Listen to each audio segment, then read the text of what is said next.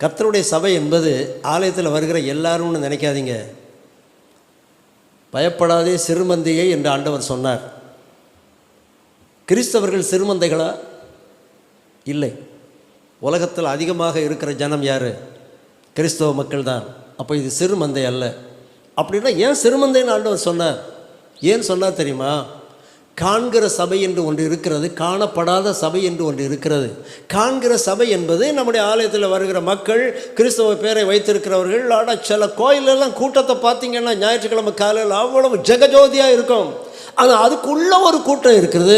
அவங்கள் தான் உண்மையாய் ஆண்டவரை ஆராதிக்கிறவர்கள், உண்மையாய் ஆண்டவரை நேசிக்கிறவர்கள், இடுக்கமான வாசல் வழியாய் போகிறதற்கு முயற்சி பண்ணுறவங்க.